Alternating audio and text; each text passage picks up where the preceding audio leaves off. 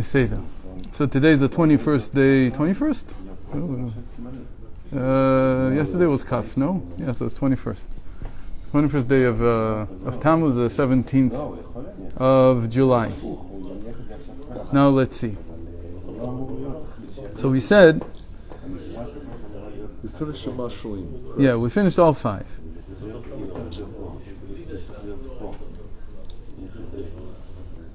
Okay, and then we summarized anything. Okay, now that we had that summary, so we're about 12 lines from the top of page 100. This again, I forget. Sorry? What's the chelik we're in? It's called Hamanat Elokut, belief in God. That's right. And we're chapter 5.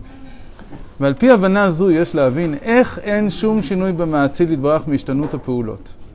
So, we've come full circle to the first question. How is it that Hashem is not affected, not changed by his actions? Anytime, the first law of physics is, Newton's first law, for every action there is an equal and opposite reaction. You can't affect something and not be affected by it. There's no such thing. So how can Hashem do all this and not be affected by it? Because that's what you're saying. You're saying, Ani Hashem lo shaniti. I Hashem have not changed.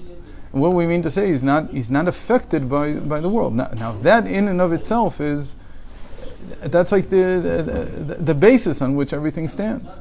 Because we just stated that's what it means to believe in Hashem's simple existence. Simple means that it's not affected, that it's not complex, it's not composite. It doesn't move. There's no moving parts.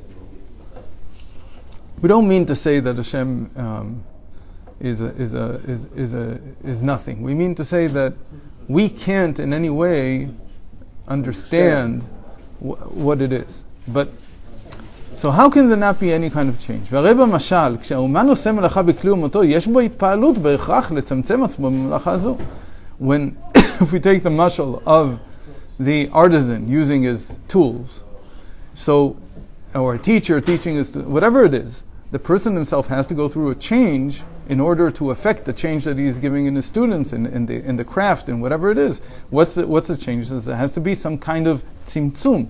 There has to be some kind of condensing of his knowledge to put it into what he's doing. וכשעוסק במלאכה אחרת על ידי כלי אומנות אחרת משתנה לצמצם עצמו כעניין מלאכה ההיא. And when he's using a different tool, so he's concentrating himself into that tool. So how can you say there's no interaction? He has to be affected by what he's doing, because to do it he has to do something.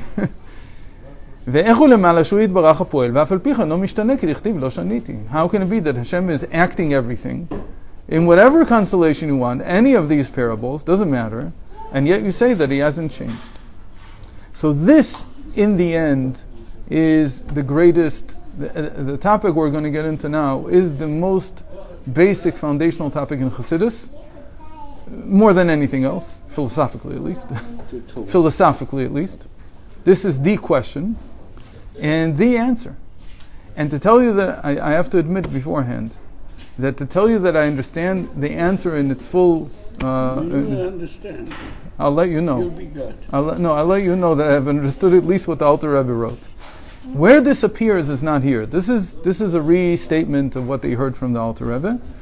It was the first thing the Alter Rebbe did when he came out of the second incarceration in 1801, and they were in Petersburg the second time.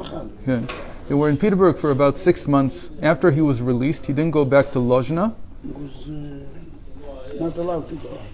No, it is after he was about for 2 months. I think they didn't let him go out, and after that he stayed. He stayed. Why? Because he met there some baron.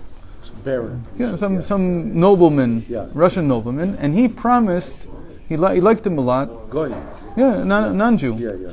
And he said, "I have land in a place called Liadi, which is about half an hour drive from Lozhna. They're very close to one another. I've never been there, but it's on the map. It's very, very close. I don't think it's more than half an hour drive." And he said, "I'll build you there a new place, and you can go live there on my land." So they waited for 4 months until they built the first 3 buildings. The barons for him. The Baron for the Alter Rebbe. Right. So the Baron sent his men, and they built him 3 first buildings. Yeah.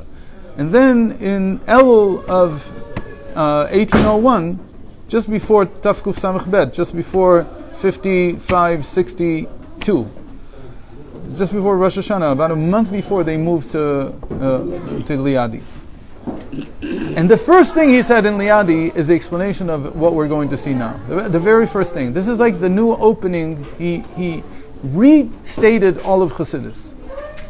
And there were earlier versions that were not said in Liadi, that were said in Lozhna. We have them. Some of them are in Esalech Lozhna. There's different books. The main treatment is in the Siddur Imdach. There's a Siddur.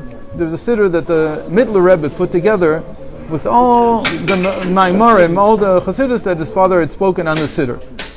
And there on the Pasuk in Ashrei, Zecher Rav Tovcha Yabiu, is a long essay. It's an essay on this topic. And what's the topic? The topic is how does Hashem not change? He doesn't raise the question that way. He says, why is it that the early Kabbalah, before Chassidus, long before Chassidus, before the Arizal, even before the Ramak, the early Kabbalah used the word Shefa. Shefa means affluence.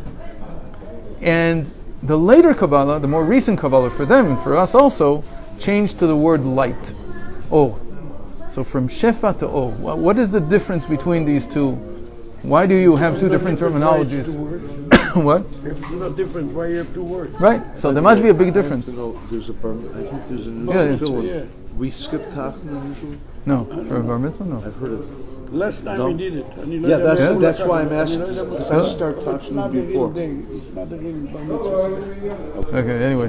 We have to end. And so tomorrow we'll start the topic. See,